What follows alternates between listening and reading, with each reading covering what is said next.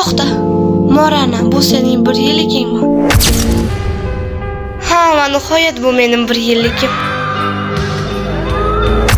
1 yil davomida nimalarni o'rganding? Menimcha bu do'st tanlash bo'lsa kerak. Nima, sen bulardan xursandmisan? Nimani kutyapsan? Men rostdan ham bulardan xursandman.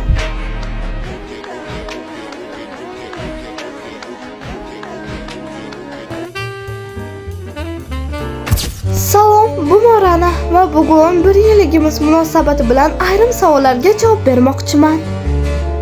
Birinchi savol, nickname g'oyasi kimdan chiqqan? Nickname g'oyasimi? Men YouTube Shorts'da shunchaki qizlar uchun chiroyli nickname'lar degan video chiqib qolgan edi. Shundan keyin menga Morana yoqib qolgan va nickname'imni Morana qo'yganman. Morana. Aynan shu nickname yaratilishiga sababchi bo'lganingiz uchun rahmat ayta olaman. Ikkinchi savol, Prime eralaringizdan birini eslaysizmi? Mening Prime davrlarimdan biri bu YouTube olamiga yangi kirib kelganim bo'lgan. Men doim eng mashhuri bo'lishni orzu qilganman. O'zimcha efirlarimni qanday o'tkazishni o'ylab tasavvur qilardim. Jinniga o'xshab o'zim gapirib yurardim. Shu bois ham nutqim rivojlandi. Jinnimisan Sabrina deb gapirishganda, ha, men jinniman derdim. Aql bovar qilmaydi. Gapirishga til ojiz, men bundan xursandman. Xo'sh, birdaniga ko'tarilib ketgan vaqtlaringizni gapiring. 7-iyul 2025-yil. O'sha shorts videoyimdan keyin hammasi o'zgarib ketgan. Chunki men o'z videoyimda Blackpinkni qo'shgandim va umuman olganda Jisoo ajralib qolganga o'xshardi. Xullas, o'sha video 100 mingdan ortiq prosmotrga erishdi. Bu men uchun o'sha vaqtlar katta natija edi va o'ylab qoldim. Balki mening yo'lim aynan Real Blink yo'lidir. Shu voqeadan boshlab men o'zimga o'zim va'da berdim va oxirigacha Real Blink bo'lib qolaman va Blackpink uchun video yasayman. Men har bir kommentni o'qib chiqdim. Bu yo'nalish ularga yoqdi. Xo'p, endi 3-savol. Xafa bo'lgan damlaringiz bo'lganmi? Buni gapirish men uchun qiyinroq. Ham bo'lgan desam adashmagan bo'laman. Men ham xuddi boshqa youtuberlar kabi xafa bo'lganman. Lekin hech qachon men xafa bo'ldim deb ularga aytmaganman. Chunki ularning ahvolini bilaman va men ularga yanada kuch berish uchun doim sabr qilganman. Xuddi Jisoo Annie kabi. Ular menga ko'p hate qilishadi, buni ham bilaman. Lekin bu men uchun hech qanday yomon taraflama narsa emas va men o'z hissiyotlarimni boshqara olaman. 5-savol. Sizni doim qo'llagan insonni ayta olasizmi? Oyim, Sheya va Sonara. Sonaraning singlisi ham bor, Soya. Va aytgancha Velmora ham. Meni singlim Sheya, jiyanim Sonara, Soya, Velmora. Ular meni doim offline qo'llaganlar. Online qo'llaganlar esa Damye, Yona, Mina va boshqalar. Qolib ketganlar esa xafa bo'lmanglar. Men agar aytsam video o'zi shu gap bilan tugab qoladi.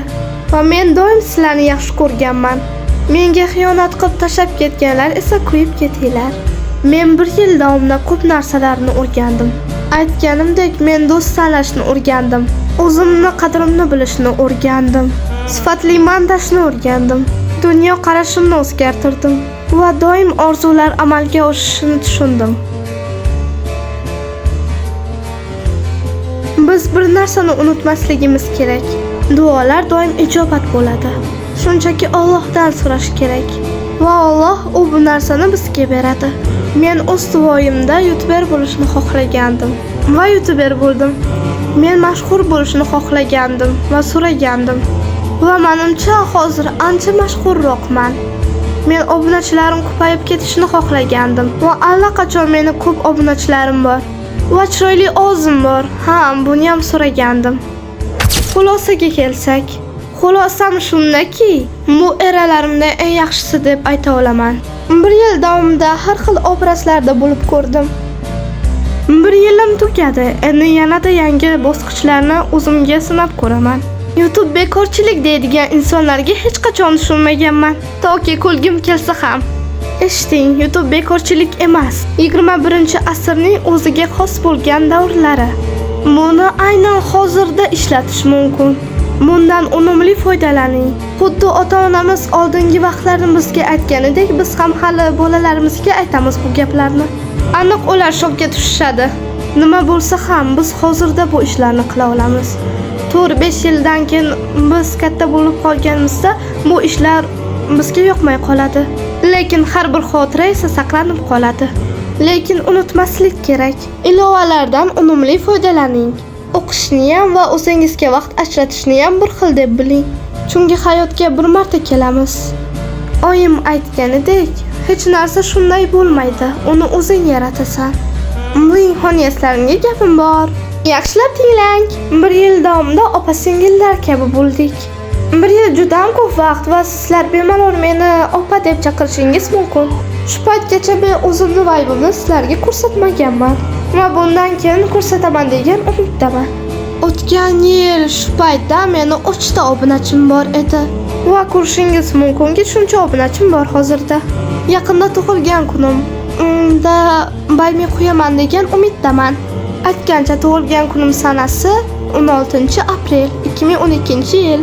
O'tgan yilgi tug'ilgan kunimdan ancha farq qiladi degan umiddaman.